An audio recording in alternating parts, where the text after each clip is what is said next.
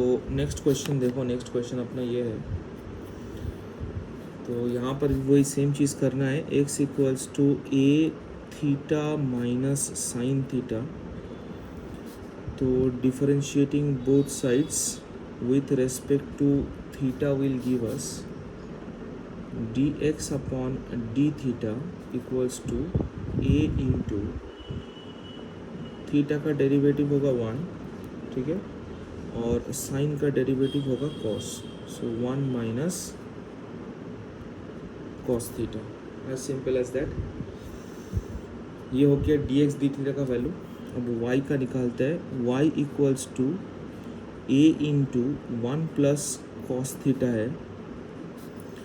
तो differentiating both sides with respect to theta क्या मिलेगा, it will be dy upon D theta equals to a cos theta का derivative है minus sine theta, right.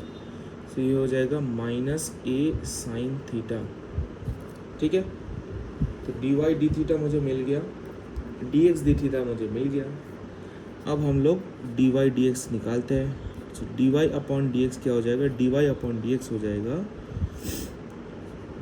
dy upon D theta divided by dx upon D theta. तो dy upon D theta है minus a sign theta, और ये क्या है, ये है a 1 minus cos theta, right. यही है अपना, है कि नहीं।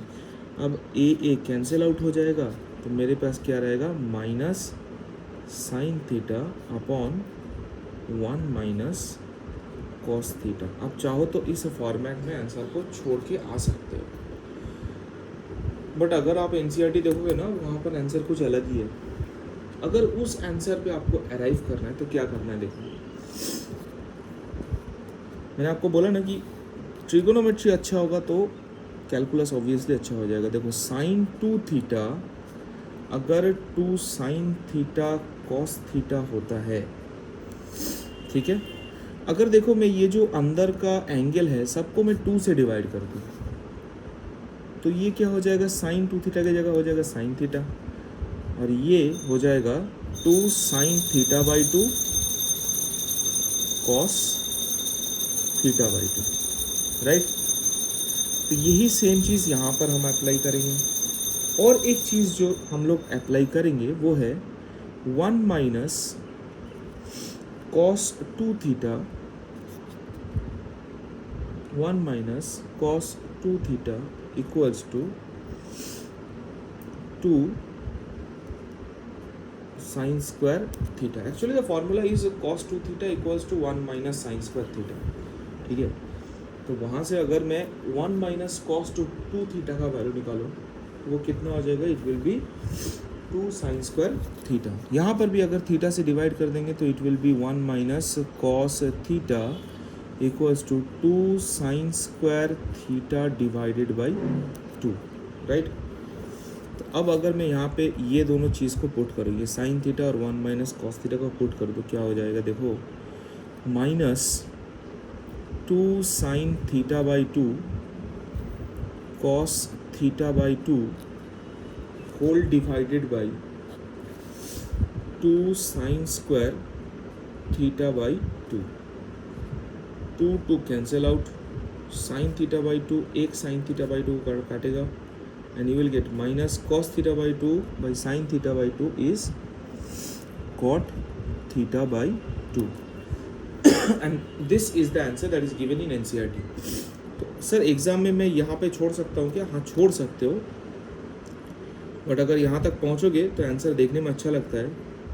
तो कोशिश करना, अगर आपके पास ऐसा कोई सिनेरियोज आ जाए, एक बार ट्राई करके देखने के लिए कि is this falling under any formula और नॉट। और मैं ये इसीलिए बोल रहा हूँ क्योंकि ऐसा नहीं कि सम आपको एग्ज़ाम में यही उठा के दे देगा, राइट। दे ही सकता है, बट ऐसा भी दे सकता है कि कुछ अलग सम दे दिया, आप कुछ और जगह पे अराइव किए। तो आपको आपका अगर ये ट्रिगोनोमेट्री का फॉर्मूलाज अच्छे से ग्रिप में है तो आप इसको थोड़ा सा और सिंप्लीफाई कर पाओगे। तो कोशिश करना कि ये जो क्लास 11 में आप लोगों ने बहुत अच्छे से पढ़ा है, मुझे पता है कि आप लोगों ने बहुत अच्छे से पढ़ा होगा, क्योंकि 11 में जाने के बाद सबको लगता है कि क्या ही है मैथ्स, बट क्या है एक्चुअली मैथ्स वो आपको 11 में ही पता चल जाता है. सो मेजॉरिटी ऑफ द टाइम 11 का बैकअप थोड़ा सा वीक होने पर यहाँ पर करने में थोड़ा तकलीफ हो जाता है, but it can be co-opable. So try to remember the formulas of trigonometry from class 11, and that will help you out in a lot of different ways in the sum of calculus that you are doing currently. ठीक है.